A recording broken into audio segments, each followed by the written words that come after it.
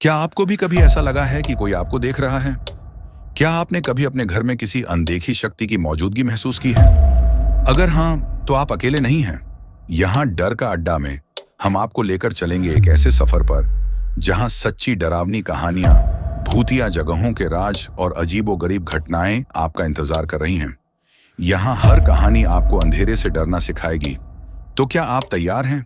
क्योंकि अब डर आपके बहुत करीब है। ये है डर का अड्डा। अगर हिम्मत है तो सब्सक्राइब करो।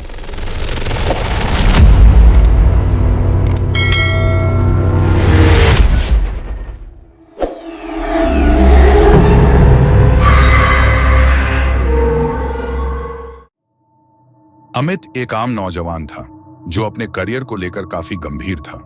वह एक मल्टीनेशनल कंपनी में काम करता था और हाल ही में उसे शिलांग में एक नए प्रोजेक्ट के लिए भेजा गया था। पहाड़ों से घिरा यह शहर अपनी खूबसूरती के लिए जाना जाता था, लेकिन इसके कुछ हिस्से डरावने और रहस्यमयी भी थे। अमित को जिस गेस्ट हाउस में ठहराया गया था वह काफी पुराना था। स्थानीय लोग कहते थे कि वहां चुड़ैल की छाया मंडराती है, मगर अमित ने इन बातों को मजाक में उड़ा दिया। उसे भूत प्रेत जैसी चीजों पर बिल्कुल भी विश्वास नहीं था, लेकिन जल्द ही उसे इस जगह की सच्चाई का सामना करना पड़ा। पहली रात अमित जब अपने कमरे में सो रहा था तो उसे ऐसा महसूस हुआ कि कोई उसे देख रहा है। उसने चारों ओर नजर दौड़ाई, लेकिन कमरे में कोई नहीं था। उसने खिड़की की तरफ देखा तो उसे लगा कि कोई काली परछाई बाहर खड़ी है। यह सिर्फ मेरा भ्रम होगा, उसने खुद को समझाया और सोने की कोशिश की। लेकिन आधी रात को अचानक उसकी आंख खुली। कमरे का तापमान एकदम गिर चुका था और दरवाजा खुद ब खुद हल्के से खुलने लगा। हवा से होगा, वह बुदबुदाया और उठकर दरवाजा बंद कर दिया। लेकिन तभी अमित, कोई धीमे से उसका नाम फुसफुसाया। वह घबराकर पीछे मुड़ा, लेकिन वहां कोई नहीं था। उसे अपने ही दिल की धड़कनें सुनाई दे रही थी। शायद मैं ज्यादा सोच रहा हूं, यह कहकर वह फिर से सोने की कोशिश करने लगा, लेकिन अब डर उसके दिमाग में जगह बना चुका था। अगले दिन अमित ने अपने ऑफिस के एक सहकर्मी रजत से इस बारे में बात की। रजत ने उसकी बातें सुनकर गहरी सांस ली और कहा, तुम्हें गेस्ट हाउस के बारे में पता नहीं है ना? क्या मतलब? अमित ने चौंक कर पूछा। रजत ने इधर उधर देखा, फिर धीमी आवाज में कहा, इस गेस्ट हाउस में कई साल पहले एक औरत को जिंदा जला दिया गया था। उसका नाम मालिनी था। लोग कहते हैं कि वह एक जादूगरनी थी। मरने से पहले उसने कसम खाई थी कि वह हर उस इंसान को मौत के घाट उतारेगी जो इस गेस्ट हाउस में रहेगा। कई लोगों ने यहां अजीब घटनाएं देखी हैं। अमित ने हंसते हुए कहा, क्या बकवास कर रहे हो? ये सब सिर्फ मनगढ़ंत कहानियां हैं। रजत ने गहरी नजरों से अमित को देखा और कहा, ठीक है, लेकिन अगर रात में कोई फिर से तुम्हारा नाम पुकारे तो जवाब मत देना। उस रात अमित ने खुद को समझा लिया कि यह सब मन का वहम है।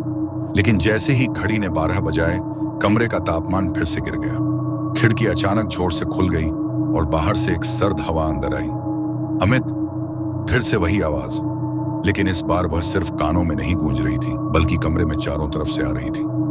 अमित ने खुद को शांत रखने की कोशिश की, लेकिन तभी हाँ हाँ हाँ, कमरे में एक औरत की भयानक हंसी गूंजने लगी। यह इतनी डरावनी थी कि अमित का खून जम गया। वह बेड से उठकर लाइट जलाने की कोशिश करने लगा, लेकिन लाइट काम नहीं कर रही थी। अचानक उसे लगा कि कोई उसके पीछे खड़ा है। धीरे धीरे उसने पीछे मुड़कर देखा और वहां एक भयंकर छाया थी। बड़े बड़े लाल जलते हुए आंखें, झुलसा हुआ चेहरा और सफेद झूलती साड़ी में एक औरत जो अधर में तैर रही थी। तुम यहां नहीं रह सकते, वह चीखी। अमित का शरीर कांप उठा। उसके मुंह से कोई आवाज नहीं निकल रही थी। वह जैसे तैसे हिम्मत करके दरवाजे की ओर भागा, लेकिन दरवाजा अंदर से लॉक हो चुका था। तभी चुड़ैल हवा में ऊपर उठने लगी और उसकी हड्डी कंपा देने वाली हंसी फिर से गूंज उठी। तुम भी मेरी तरह मरोगे, उसने तेज आवाज में कहा। अमित ने अपने फोन की टॉर्च जलाने की कोशिश की, लेकिन बैटरी खत्म हो चुकी थी। वह अब पूरी तरह बेबस था। उसी समय अमित को रजत की बात याद आई। अगर वह तुम्हारा नाम पुकारे, जवाब मत देना। अब तक वह यह गलती कर चुका था, लेकिन उसे बचना था। अमित ने तुरंत हनुमान चालीसा याद किया और मन ही मन पढ़ना शुरू कर दिया। जैसे जैसे उसने पाठ शुरू किया, चुड़ैल की चीखें और तेज होने लगीं। रुक जाओ, वह चिल्लाई। कमरे में झोर झोर से चीजें हिलने लगी। अमित ने अपनी पूरी शक्ति से दरवाजे को धक्का मारा और अचानक दरवाजा खुल गया। वह गिरते पड़ते बाहर निकला। बाहर आते ही गेस्ट हाउस फिर से सामान्य लगने लगा। ना हवा थी, ना ठंडक, ना ही कोई अजीब आवाज। अमित ने पलटकर देखा। खिड़की में वही परछाई खड़ी थी, लेकिन अब उसकी आंखें बुझ चुकी थीं। अगले दिन अमित ने वह गेस्ट हाउस छोड़ दिया।